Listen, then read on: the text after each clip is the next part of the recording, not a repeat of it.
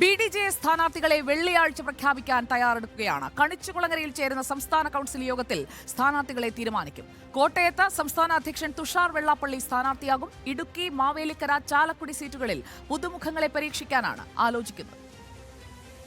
16 സീറ്റിൽ BJPയും 4 സീറ്റിൽ BDJSുമാണ് മത്സരിക്കുന്നത്. കഴിഞ്ഞ തെരഞ്ഞെടുപ്പിൽ വയനാട്ടിൽ രാഹുൽ ഗാന്ധിക്കെതിരെ മത്സരത്തിനിറങ്ങിയ തുഷാർ വെള്ളാപ്പള്ളി ഇക്കുറി കോട്ടയത്തായിരിക്കും.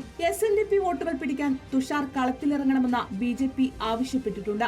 മാവേലിക്കര സീറ്റിൽ KPMSന്റെ മുതിർന്ന നേതാവിനെ സ്ഥാനാർത്ഥിയാക്കും.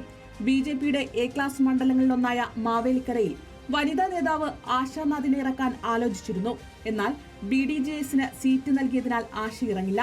ഇടുക്കിയിലും ചാലക്കുടിയിലും SNDP യൂണിയനുകൾ ശക്തമായതിനാൽ ശക്തരായ സ്ഥാനാർത്ഥികൾ വേണമെന്നാണ് നേതൃത്വം ആഗ്രഹിക്കുന്നത്.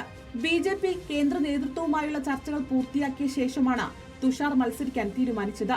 8-ാം തീയതി ചേരുന്ന സംസ്ഥാന കൗൺസിൽ യോഗത്തിൽ അന്തിമ സ്ഥാനാർത്ഥി പട്ടിക പ്രഖ്യാപിക്കും.